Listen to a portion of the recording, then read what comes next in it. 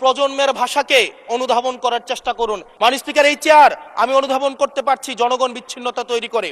এই সংসদে বসে, এসি রুমে বসে, এসি গাড়িতে চলে, মিনিস্ট্রির এসিতে বসে, বাসার মধ্যে 24/7 আনইন্টারাপ্টেড ইলেকট্রিসিটির মধ্যে থেকে জনগণের সমস্যা বোঝা যায় না। নির্মূলের রাজনীতি, বিনাশের রাজনীতি, দমনের রাজনীতি, পীড়নের রাজনীতি যদি আমরা বাংলাদেশে আবার পরিচয় করাই, ইন্ট্রোডিউস করাই, সেই অপশক্তি হচ্ছে মাননীয় স্পিকার বেনিফিটেড হবে। রাজনৈতিক দলকে নির্মূল করার আহ্বান সরকার দল থেকে আসে, সেই বাংলাদেশে আমরা মাননীয় স্পিকার ফিরতে চাই না। মাননীয় স্পিকার, আজকে সরকারি দল, বিরোধী দল, এই সরকারি দল এবং বিরোধী দল একটা আপেক্ষিক বিষয়। আপনারা এই পাশে ছিলেন, এখন সময়ের পরিক্রমায় পাশে গিয়েছেন, আমরা এই পাশে আছি। যদি জনগণ চায়, আমরা যদি মানুষের ম্যান্ডেট নিয়ে এগিয়ে যেতে পারি, তাহলে সময়ের পরিবর্তনে এই সিট পরিবর্তন হবে। আমি আপনাদের সবাইকে আহ্বান জানাবো, প্রজন্মের ভাষাকে অনুধাবন করার চেষ্টা করুন। এটা আমি আমার নিজেকেও বলবো, প্রজন্মের ভাষাকে পড়ার চেষ্টা করুন। আমাদের প্রধানমন্ত্রী যিনি আছেন, মাননীয় প্রধানমন্ত্রী, ওনার সন্তান যেই প্রজন্মের, আমরা একই প্রজন্মের। আমাদেরকে ধারণ করার চেষ্টা, আমি চাইবো আপনারা সবাই আমাদেরকে ধারণ করার চেষ্টা করবেন। বিএনপির নয়, কেবল জামাতের নয়, কেবল এনসিপির নয়, বাংলাদেশের মানুষের স্বার্থ, বাংলাদেশের মানুষের আকাঙ্ক্ষা, বাংলাদেশের মানুষের স্বপ্ন বাস্তবায়ন যেন আমরা করতে পারি। মাননীয় স্পিকার, এই চেয়ার আমি অনুধাবন করতে পারছি জনগণ বিচ্ছিন্নতা তৈরি করে। এই সংসদে বসে, এসি রুমে বসে, এসি গাড়িতে চলে, মিনিস্ট্রির এসিতে বসে, বাসার মধ্যে 24/7 আনইন্টারাপ্টেড ইলেকট্রিসিটির মধ্যে থেকে জনগণের সমস্যা বোঝা যায় না।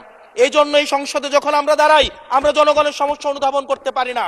আমরা এই সংসদে বসে যদি আমরা লোডশেডিং এ আমরা খুঁজি, এই সংসদে বসে লোডশেডিং পাওয়া যাবে না, এই সংসদে বসে জনগণের সমস্যা পাওয়া যাবে না।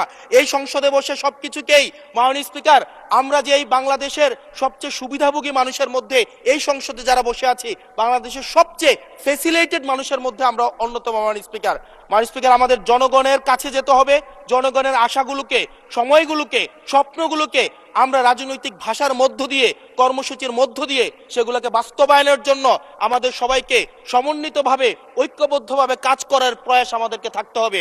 আবার যদি আমরা বিভাজনের রাজনীতিতে যাই, তাহলে সেখান থেকে বিএনপি বেনিফিটেড হবে না, এনসিপি বেনিফিটেড হবে না, জামাতে ইসলামী বেনিফিটেড হবে না, সেইখান থেকে বেনিফিটেড হবে আমরা জুলাইতে যাদেরকে আমরা পরাজিত করেছি, তারা বেনিফিটেড হবে। মাননীয় স্পিকার, ধন্যবাদ। ওকে, লাস্ট মিনিট। সেজন্য আজকে এই সংসদে আমাদের একটা ন্যাশনাল এগ্রিমেন্টের দিকে যেতে হবে। আমরা পলিসির জায়গায় আমাদের বিরোধিতা থাকবে, পলিসির জায়গায় আমরা এগ্রিমেন্টের মধ্যে থাকবো, কিন্তু আমাদের একটা রেড লাইন টানা উচিত। এই লাইনটা আমরা ক্রস করব না।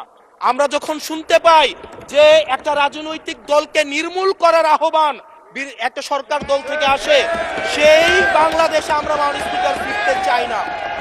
মাননীয় স্পিকার, আমরা এখানে আমরা কনস্ট্রাকটিভ ভাবে পলিসির জায়গা থেকে আমরা আর্গিউ করব, আমরা এগ্রি করব, আমরা ডিসএগ্রি করব, কিন্তু মাননীয় স্পিকার, নির্মূলের রাজনীতি, বিনাশের রাজনীতি, দমনের রাজনীতি, পীড়নের রাজনীতি যদি আমরা বাংলাদেশে আবার পরিচয় করাই, ইন্ট্রোডিউস করাই, সেইখান থেকে এই সংসদের কেউ বেনিফিটেড হবে না।